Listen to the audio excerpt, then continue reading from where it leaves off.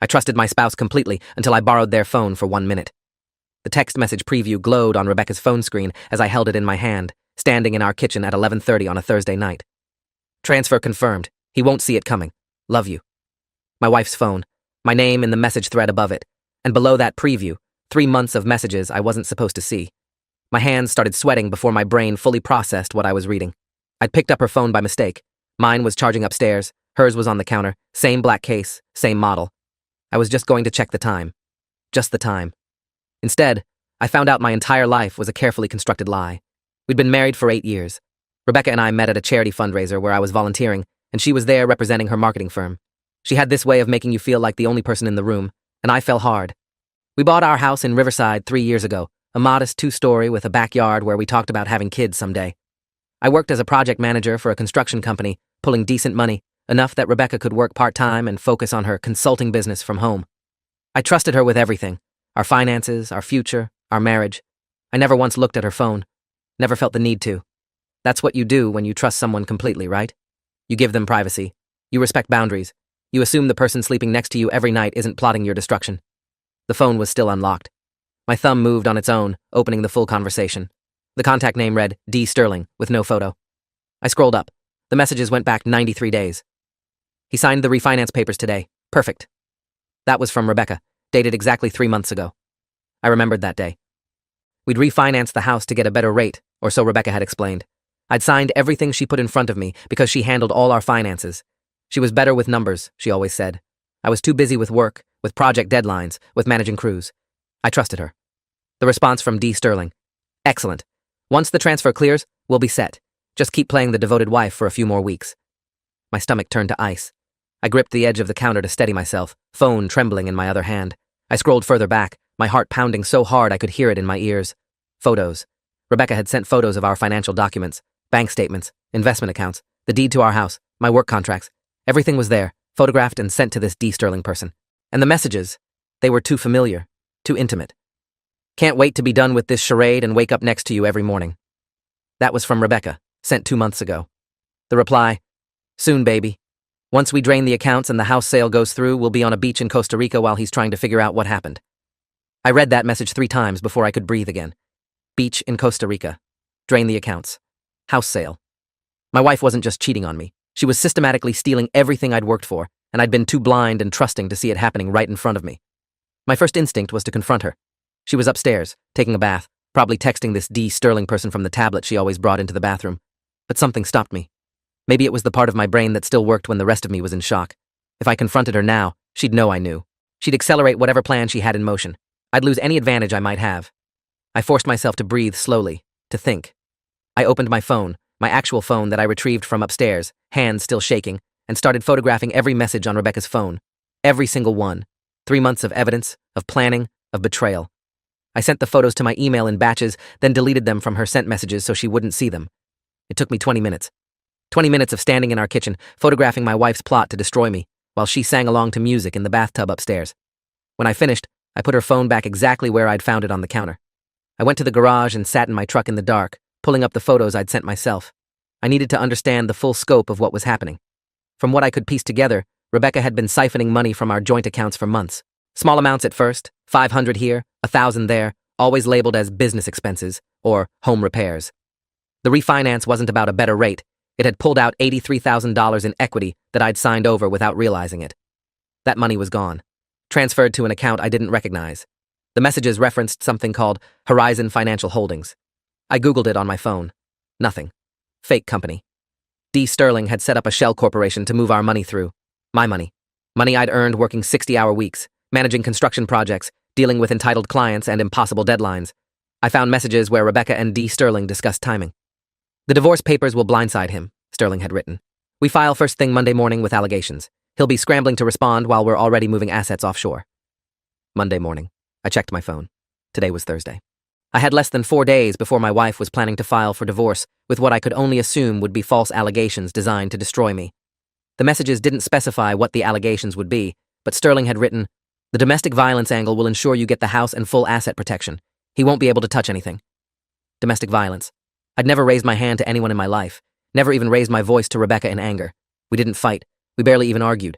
I thought we had a good marriage, I thought we were happy. I thought I knew my wife. I sat in that truck until 2 in the morning, reading every message, every detail of their plan. They'd been sleeping together for at least 6 months, maybe longer. They'd met at some conference Rebecca attended for her consulting business, which I was now realizing probably didn't exist. Sterling worked in finance, some kind of investment advisor, and he'd coached Rebecca through the entire process of stripping me of everything I owned. There were messages where they laughed about how trusting I was, how easy it had been to get me to sign documents without reading them carefully. "He's so busy with work he barely pays attention to anything at home," Rebecca had written.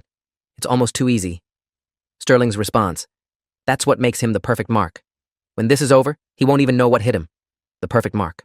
My wife thought of me as a mark, a target, a victim to be exploited. Friday morning, I called in sick to work. I never called in sick.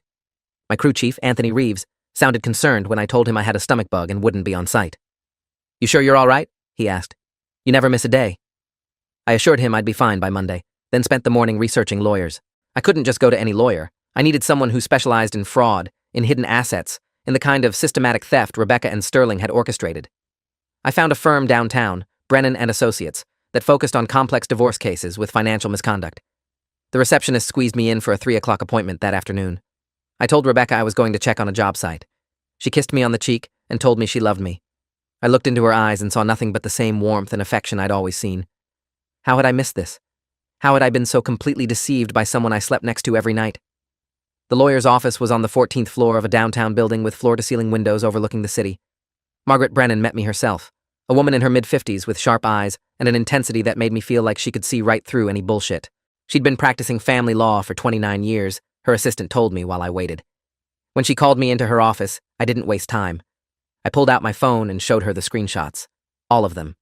She spent 45 minutes reading through the messages in complete silence, occasionally making notes on a legal pad. When she finally looked up, her expression was grim.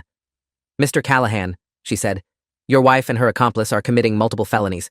Wire fraud, forgery, if she forged your signature on any documents, potential identity theft, and conspiracy to commit fraud. This isn't just a divorce case. This is criminal."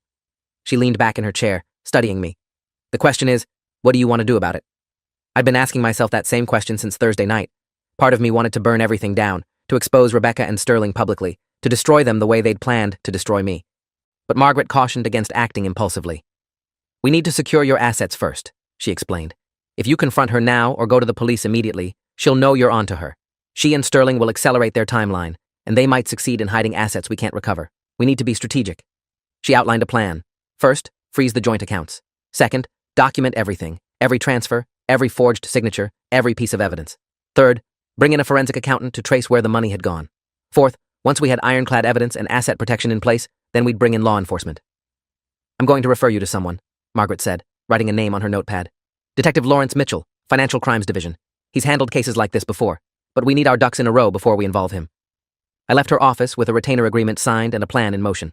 Margaret was bringing in her forensic accountant, a woman named Priya Desai, who specialized in tracing hidden assets and offshore accounts. We had an emergency hearing scheduled for Monday morning. Yes, the same Monday Rebecca planned to file divorce papers, to freeze all marital assets and get a restraining order on our accounts. Margaret would file first, beating Rebecca to the punch. But I still had to go home and pretend everything was normal. I still had to sleep next to my wife, eat dinner with her, act like I didn't know she was counting down the hours until she could destroy my life and disappear with her lover and my money. That weekend was the longest of my life. Rebecca was in a good mood, almost giddy. She made my favorite dinner on Friday night, suggested we watch a movie together on Saturday. She was affectionate, attentive, everything a loving wife should be, and all I could think about was those messages. Just keep playing the devoted wife for a few more weeks. Sunday evening, Rebecca went to take another bath. I'd noticed she always took her tablet into the bathroom, always spent at least an hour in there. Now I knew why. She was probably coordinating final details with Sterling, confirming their Monday morning attack. I sat on the couch, watching a basketball game I wasn't really seeing, counting down the hours until Monday morning. Margaret had advised me not to sleep in the same bed as Rebecca anymore if I could avoid it. There was a concern that she might later claim I'd been violent or threatening. So Sunday night, I told Rebecca I had a brutal headache and was going to sleep in the guest room so I wouldn't disturb her. She looked momentarily surprised but didn't argue. "Feel better, honey," she said, kissing my forehead. I locked the door to the guest room and barely slept, staring at the ceiling, wondering how I'd been so blind. Monday morning arrived like a countdown to an explosion. I left the house at 6:30, telling Rebecca I had an early site meeting. Instead, I went straight to Margaret's office. Priya Desai was already there, along with another attorney from the firm, James Thornton, who specialized in criminal fraud cases. They'd spent the weekend analyzing the evidence I'd provided. Priya had traced the money through 3 shell companies. Horizon Financial Holdings was just the first layer. The funds had moved through accounts in Delaware and Nevada before landing in an offshore account in the Cayman Islands. $83,000 from the refinance, another $42,000 from our joint savings, and $27,000 from an investment account I'd forgotten I even had. Total theft, $152,000. They were meticulous, Priya said, showing me charts and account numbers on her laptop. But they got greedy. The transfers left a clear trail once you know where to look. The emergency hearing was at 9 o'clock. Margaret, James, and I sat in a courtroom while a judge reviewed our motion to freeze assets and prevent any further transfers. Margaret presented the evidence, screenshots of the messages, Priya's financial analysis, proof of unauthorized transfers. The judge, a stern woman in her 60s named Judge Patricia Flores, read through everything with an expression that grew increasingly severe. "This is highly irregular," she said, "and potentially criminal. I'm granting the emergency order. All marital assets are frozen effective immediately. I'm also granting a restraining order preventing either party from disposing of assets, closing accounts, or making transfers exceeding $500. Mrs. Callahan and this D. Sterling individual are to be served immediately." She looked directly at me. "Mr. Callahan, I strongly suggest you involve law enforcement. This appears to be beyond the scope of family court." We left the courthouse at 10:15. Rebecca had been served with the orders while we were still in the building. Margaret's paralegal had coordinated with a process server to hit her at home at exactly 9:30, the moment the judge signed the order. My phone started ringing almost immediately. Rebecca. I didn't answer. She called 4 more times in the next 10 minutes. Text messages started flooding in. "What's going on? Why are there court papers at the house? Call me now." I turned my phone off. Margaret had advised me not to have any direct contact with Rebecca without counsel present. Every interaction now was potential evidence. Instead, we went straight to the police station. Detective Lawrence Mitchell was waiting for us, a barrel-chested man in his early 50s with 23 years on the force, Margaret had told me. She'd briefed him on the case over the weekend. He'd already pulled preliminary records on D. Sterling, whose full name was Douglas Sterling, 42 years old, licensed financial advisor with 2 prior complaints for ethics violations. Detective Mitchell listened to everything, took copies of all our evidence, and immediately began what he called a parallel investigation into both Rebecca and Sterling. "Wire fraud across state lines is federal," he explained. "I'm looping in the FBI field office. This is bigger than local jurisdiction." The FBI. My wife was going to be investigated by the FBI. I sat in that police station conference room and felt like I was living in someone else's nightmare. This wasn't my life. This wasn't supposed to happen to people like me. I worked hard, paid my taxes, never broke the law, trusted my wife. And now I was sitting across from a detective and an FBI liaison agent named Karen Wu, recounting how my spouse had systematically stolen everything I'd worked for while planning to frame me for domestic violence. Agent Wu recorded my statement, asked detailed questions about Rebecca's movements, her habits, any contacts she'd mentioned. She was particularly interested in Douglas Sterling. "We've had our eye on him for a while," she said. "Different case, potential money laundering. This might be the evidence we need." By Monday afternoon, the situation had exploded beyond anything I'd anticipated. Rebecca had called Margaret's office 17 times. Sterling had called twice, which was a mistake on his part, because it confirmed his direct involvement in the marital assets. Margaret's team filed a formal complaint with the state bar against Sterling for his role in defrauding me. Financial advisors aren't supposed to help clients steal from their spouses. The complaint alone would likely cost him his license. But more immediately, Detective Mitchell got a warrant for Rebecca's phone and laptop. Not a request, a warrant, executed Monday evening by 3 officers who showed up at our house at 6 o'clock. I wasn't there. Margaret had advised me to stay away, to stay with a friend or family. I'd checked into a hotel near the office, a bland chain place where I sat alone and tried to process what was happening. My brother Nathan had driven up from San Diego when I called him Monday morning. He sat with me in that hotel room, both of us drinking terrible coffee from the in-room maker, while I explained everything. "I'm going to kill her," Nathan said, not meaning it, but meaning it in the way brothers do when someone hurts their family. "I'm going to find this Sterling asshole and make him wish he'd never been born." I appreciated the sentiment, but what I really needed was for this to be over, for the truth to come out, for justice to actually happen. Tuesday brought more developments. Detective Mitchell called to tell me they'd forensically analyzed Rebecca's phone and laptop. The evidence was overwhelming. Not just the messages I'd already seen, but emails, financial planning documents, even a detailed timeline they'd created for executing their plan. There was a folder on Rebecca's laptop titled Exit Strategy, with spreadsheets showing how they'd divide the stolen money, where they'd live, even fake identification documents Sterling had apparently obtained for both of them. This wasn't just theft. This was a planned disappearance. They were going to take my money and vanish, leaving me with nothing and potentially facing false domestic violence charges that would destroy my reputation and career. The forensic analysis also revealed something I hadn't known. Sterling had done this before. 2 ex-wives, both of whom had been mysteriously wiped out financially during their divorces. One had filed a complaint that went nowhere due to lack of evidence. The other had been too intimidated to pursue charges. Agent Wu from the FBI told me they were contacting both women to see if they'd cooperate with the investigation. If they could establish a pattern of behavior, it would strengthen the case significantly. Meanwhile, Margaret was working on the civil side, filing motions to recover the stolen funds. The Cayman Islands account was problematic. Offshore accounts are designed to be hard to crack, but we had evidence of exactly when and how the money got there. With federal involvement, we had a shot at getting it back, but that could take months or even years. The house was safe, at least. Because I'd caught them before Rebecca could file her fraudulent divorce papers, the house was still in both our names and protected by the asset freeze. Wednesday morning, Rebecca's attorney called Margaret to negotiate. This was encouraging because it meant Rebecca was scared and looking for a way out. But Margaret shut down any negotiation immediately. "Your client committed multiple felonies," Margaret told him, with me listening on speakerphone in her office. "There's nothing to negotiate. She can cooperate with law enforcement and possibly avoid the maximum sentence, or she can fight this and lose everything including her freedom.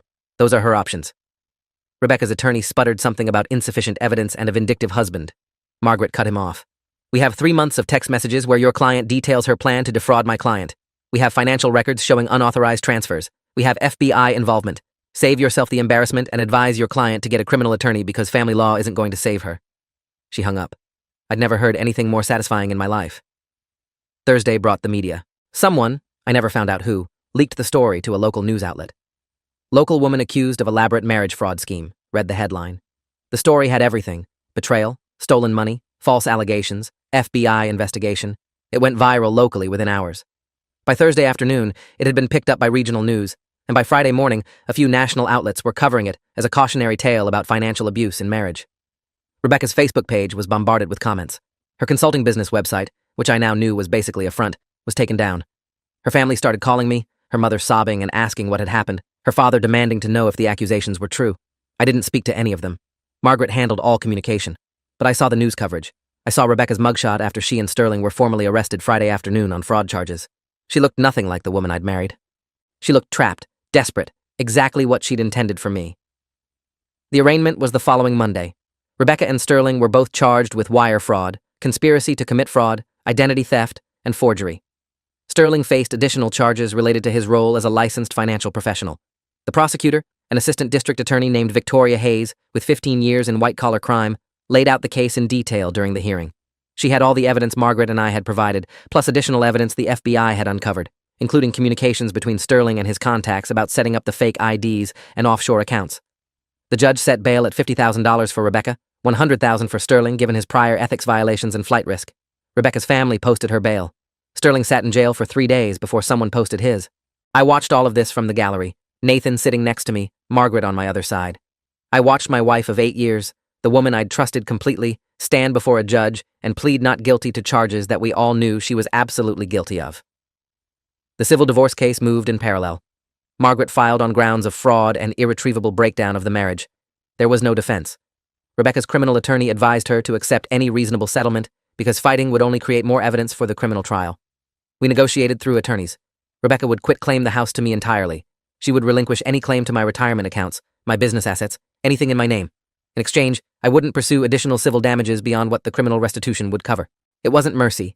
Margaret advised that pursuing both criminal restitution and civil damages would be redundant and might actually delay recovery of the stolen funds.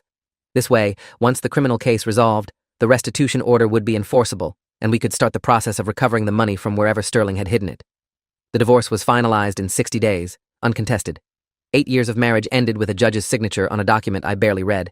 The criminal trial took longer. 8 months from arrest to trial, during which I tried to rebuild my life. I moved back into the house, but it didn't feel like home anymore. Every room reminded me of her, of the lies, of how completely I'd been fooled. I threw out everything she'd left behind, clothes, books, photos, all of it went to donation or trash. I repainted the bedroom, replaced the furniture, tried to make it feel like a different space. Work became my refuge. Anthony and the crew never asked for details, just welcomed me back and kept me busy with projects. I threw myself into work, taking on extra contracts, staying late at job sites, anything to avoid going home to an empty house filled with ghosts of a marriage that had never really existed. Nathan checked on me weekly, driving up from San Diego, or calling to make sure I was eating and sleeping and not doing anything destructive. I wasn't. I was just existing, waiting for the trial, waiting for some kind of closure. The trial lasted 3 weeks. The prosecution called me as their first witness. I sat on that stand and recounted everything: the phone, the messages, the discovery, the betrayal. Defense attorneys for both Rebecca and Sterling tried to paint me as a controlling husband who'd driven Rebecca to seek financial independence, but it fell apart under cross-examination. Margaret had coached me well. When Rebecca's attorney asked if I'd ever monitored her phone before, I said no, explained that I'd picked it up by accident and seen the messages. When Sterling's attorney suggested I'd fabricated the evidence, the prosecution introduced the forensic analysis from Rebecca's seized devices, showing the same messages, time-stamped, and authenticated. You can't fake forensic evidence from a device seized by law enforcement. The jury saw through the defense strategy immediately. I could see it in their faces. They weren't sympathetic to Rebecca or Sterling. They were disgusted. Other witnesses included Priya Desai, who walked the jury through the financial trail in excruciating detail, showing exactly how the money had been stolen and moved. Detective Mitchell testified about the investigation. Agent Wu described the FBI's involvement and the discovery of Sterling's prior pattern of behavior. Both of Sterling's ex-wives testified, describing how he'd systematically drained their assets during their divorces. One of them broke down crying on the stand, saying she'd lost everything and spent years rebuilding her life. The pattern was clear and damning. Rebecca took the stand in her own defense, which Margaret later told me was a catastrophic mistake. Under cross-examination, she contradicted herself repeatedly, claimed she'd been manipulated by Sterling, but couldn't explain the messages where she'd clearly been an active participant in planning the fraud. She claimed to still love me, that she'd made a mistake, that she wanted to make things right. The prosecutor asked her if making things right included framing me for domestic violence. Rebecca had no answer. The jury deliberated for 6 hours. Guilty on all counts. Both of them. Rebecca sobbed when the verdict was read. Sterling sat stone-faced, staring straight ahead. Sentencing was scheduled for 6 weeks later. The prosecution recommended 12 years for Sterling given his prior pattern and leadership role in the scheme. 10 years for Rebecca. The defense pleaded for leniency, citing Rebecca's lack of criminal history, her cooperation with the asset recovery process, her remorse. The judge, a different judge from the arraignment, a man named Judge Arthur Brennan, who'd presided over financial crimes for 30 years, was unmoved. He sentenced Sterling to 15 years in federal prison and ordered him to pay restitution of $230,000, more than what he'd stolen from me because of the damage to his ex-wives. Rebecca received 8 years and joint restitution responsibility. She'd serve her time in a federal facility in California. Sterling was sent to a facility in Texas. They'd never see each other again. When the bailiff led Rebecca out of the courtroom in handcuffs, she looked back at me once. I met her eyes. I felt nothing. The asset recovery took another year. Working with the FBI and international financial investigators, we traced and recovered $138,000 of the $152,000 stolen. The remaining $14,000 had been spent on various expenses: travel, hotels, gifts Sterling had given Rebecca, legal fees for setting up the shell companies. It was gone. But I got back most of it, plus my house, my retirement accounts, my life. The restitution order meant Rebecca and Sterling would be paying back the missing amount for years after they were released, their wages garnished until the debt was satisfied. Sterling's financial advisor license was permanently revoked. He'd never work in finance again. Rebecca's mugshot and name were forever associated with fraud, with betrayal, with crime. Neither of them would ever rebuild the lives they'd tried to steal from me. That knowledge didn't make me happy, but it felt like justice. It felt like the scales had balanced. A year after the sentencing, I sat in my backyard on a Sunday afternoon, drinking coffee and watching birds at the feeder I'd installed. The house felt like mine again. I'd made it mine. New furniture, new paint, new memories that had nothing to do with Rebecca or that nightmare period of my life. Nathan had helped me renovate the kitchen, tearing out the cabinets where I'd first picked up Rebecca's phone and seen those messages. Everything about that night was gone now, physically removed from the house. I'd started dating someone new, a woman named Claire who worked in HR at one of the contractors I partnered with. She knew my story. Everyone who Googled my name knew my story. But she didn't treat me like a victim or a cautionary tale. She treated me like a person who'd survived something terrible and come out stronger. We were taking things slow, both of us cautious about trust, about vulnerability, about letting someone in. But it felt right in a way nothing with Rebecca ever had. Rebecca had been a performance. Claire was real. I still thought about it sometimes, usually late at night when I couldn't sleep. Not about Rebecca specifically, but about trust, about how completely someone can deceive you, about how I'd slept next to a person for 8 years and never suspected she was capable of such calculated cruelty. Margaret had told me once, during the worst of it, that the best con artists make you feel safe. They make you feel loved. They exploit the very qualities that make you a good person: trust, generosity, belief in the best of others. Rebecca had been a con artist. I'd been the mark, the perfect mark, as Sterling had said. But I wasn't perfect anymore. I was careful now. I verified. I questioned. Some would call that damage, and maybe it was. But it had also saved me. That one accidental moment, picking up the wrong phone, seeing those messages, it had saved my entire life. If I'd picked up my own phone that night, if I'd never seen those messages, Rebecca and Sterling would have executed their plan. I'd have been served divorce papers with false allegations, watched helplessly as they drained everything, ended up broke, and possibly facing criminal charges based on her lies. The phone. It always came back to the phone. 1 minute of borrowed time, one accidental glance at a screen that wasn't meant for my eyes, and everything had unraveled. Not my life. Their plan. Their perfect crime. Sometimes I wondered what would have happened if I'd confronted Rebecca that night instead of documenting everything. If I'd let emotion override strategy. They probably would have accelerated their timeline, and I might have lost everything anyway. But I didn't. I'd stayed calm. I'd thought strategically. I'd trusted Margaret, trusted the process, trusted that the truth would eventually win. And it had. The truth had destroyed them more thoroughly than any revenge I could have planned. That's what Rebecca and Sterling had never understood. They'd been so focused on their scheme, so confident in their ability to deceive and manipulate, that they'd never considered what would happen if they got caught. They'd never planned for the possibility that the perfect Mark might fight back. I finished my coffee and went inside. The house was quiet, peaceful. My house, my life, my future. Rebecca was serving year 2 of her 8-year sentence. Sterling was in year 2 of 15. They'd both be middle-aged when they got out, their lives permanently marked by their crimes, their opportunities limited by their felony records. I'd be here, living the life they'd tried to steal. That wasn't revenge. That was justice. And justice, I'd learned, was better than revenge. Revenge is emotional, temporary, hollow. Justice is systematic, permanent, satisfying in a way revenge can never be. I didn't need to hurt them. The truth had done that for me. The legal system had done that for me.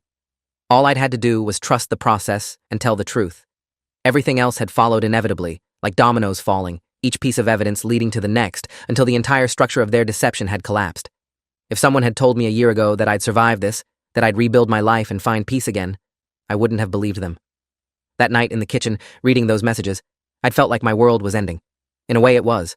The world I'd believed in, the marriage I'd thought was real, the trust I'd placed in another person, all of that had ended. But something else had begun. A clearer understanding of who I was, a sharper awareness of what mattered, a rebuilt life on foundations that were actually solid, not the false certainty I'd mistaken for stability. Rebecca had tried to destroy me. Instead, she'd forced me to become someone stronger. Someone who trusted, but verified. Someone who believed in people, but didn't assume they were incapable of betrayal. Someone who'd learned that the hardest lesson life can teach, that the person you trust most might be the person you should fear most. The birds at the feeder scattered as a neighbor's cat prowled past. I watched them regroup, return cautiously, resume their routine. Life goes on. Even after betrayal, after fraud, after everything falls apart, life goes on. You rebuild, you adapt, you learn to trust again, but differently, with your eyes open and your guard up. Not cynically, but wisely. There's a difference. I wasn't bitter. Bitter would mean they'd won, that they'd permanently damaged my ability to connect with others. I wasn't going to give them that victory. I was cautious, yes, careful, absolutely. But I was still capable of trust, of love, of building a life with another person. Just not blindly anymore. Never blindly again. That 1 minute with her phone had taught me that lesson permanently. Trust, but verify. Hope, but protect yourself. Love, but keep your eyes open. These weren't cynical principles. They were survival strategies in a world where people you love can betray you with smiles on their faces and poison in their hearts. I called Nathan that evening, just to talk. He'd been my rock through all of this, driving up every weekend during the worst of it, sitting with me in courtrooms, helping me demo the kitchen, never once saying, "I told you so," even though he'd had reservations about Rebecca from the beginning. He'd never liked her, I realized in retrospect. He'd been polite, cordial, but never warm. Something's off about her, he'd told me once years ago, after a Thanksgiving dinner. I'd dismissed it as brotherly protectiveness. Turns out his instincts had been right. "You doing okay?" he asked when he picked up. I looked around my quiet house, at the life I'd rebuilt from the ashes of deception, and I realized I was. I was doing okay. Better than okay, actually. I was free. Free from lies, from manipulation, from a person who'd viewed me as a target rather than a partner. "Yeah," I told Nathan. "I'm doing all right." And I meant it. The story made occasional rounds on social media, usually in forums about financial abuse or marriage fraud. People would share it as a cautionary tale, a warning about prenups and separate finances and watching for red flags. I didn't engage with any of it. My name was public record from the trial, but I didn't comment on threads or correct misinformation. I just let it exist out there, a story about what can happen when you trust blindly and what can happen when you fight back intelligently. Some people criticized me for not seeing the signs earlier. Others praised me for how I'd handled the situation once I knew. Both reactions missed the point. I wasn't a hero or a fool. I was just someone who'd trusted his wife, discovered that trust was misplaced, and responded strategically rather than emotionally. That's all. The fact that it worked out, that I got justice and recovered most of my assets, was partly skill and partly luck. If I'd picked up my phone instead of hers that night, none of it would have mattered. That's what haunted me sometimes, in quiet moments. The randomness of it all. How close I'd come to losing everything because of a simple mistake. Her leaving her phone on the counter, me picking it up thinking it was mine, the message preview appearing at exactly the right moment. If any of those variables had been different, if she'd taken her phone upstairs, or if the message had come 5 minutes later, or if I'd noticed the case difference before unlocking the screen, I never would have known. I'd have been blindsided by divorce papers, by false allegations, by asset seizures, and I'd have been fighting from a position of weakness instead of strength. That thought kept me up some nights, not with regret or fear, but with a kind of existential vertigo. Your entire life can pivot on seconds, on coincidences, on accidents. Mine had pivoted on borrowing a phone for 1 minute, but I was here now, on the other side of it. Rebecca was in federal prison. Sterling was in federal prison. I had my house, most of my money, and a growing relationship with someone who treated me with genuine care rather than calculated manipulation. The scales had balanced. Justice had been served. The truth had won. And I'd learned the hardest lesson anyone can learn about trust. It's precious, precisely because it can be betrayed, and you honor that preciousness by being careful who you give it to. Not by withholding it entirely, but by being discerning. By watching for consistency between words and actions. By trusting your instincts when something feels off, even if you can't articulate why. Nathan had felt that something was off about Rebecca. I'd ignored it. I wouldn't make that mistake again. The sun was setting over the backyard, painting the sky in shades of orange and purple. Beautiful, peaceful, mine. This life, this house, this future, mine. Not stolen, not compromised, not shared with someone plotting my destruction, just mine. And maybe someday Claire's too, if things continued the way they were going. But even if they didn't, I'd be fine. I'd learned I could survive betrayal. I'd learned I could fight back and win. I'd learned that justice, while slow and imperfect, can still arrive if you're strategic and patient and trust the system. Those were valuable lessons, even if they'd come at a terrible cost. I wouldn't wish that experience on anyone, but having gone through it, having survived it, I was stronger for it. Wiser.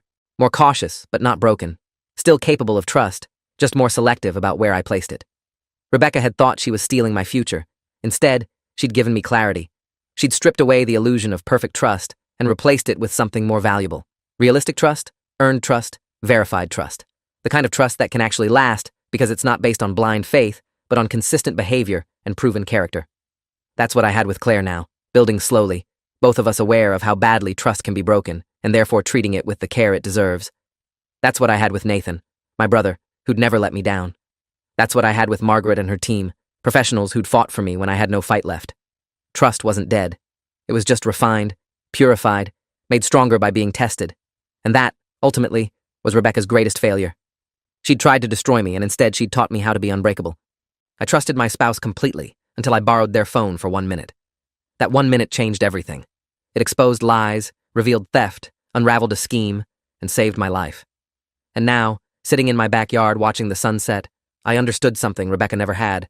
Trust isn't weakness, and betrayal isn't strength. Trust is the foundation of civilization, and betraying it comes with consequences. She'd learned that in a federal courtroom. Sterling had learned it in a prison cell. I'd learned it in a kitchen, holding a phone that wasn't mine, reading words that weren't meant for me, discovering that the person I loved most was the person I should have feared most. But I'd survived. I'd fought. I'd won. And that made all the difference. If you enjoyed this, you'll definitely want to see the next ones too. So subscribe now and let me know your take in the comments.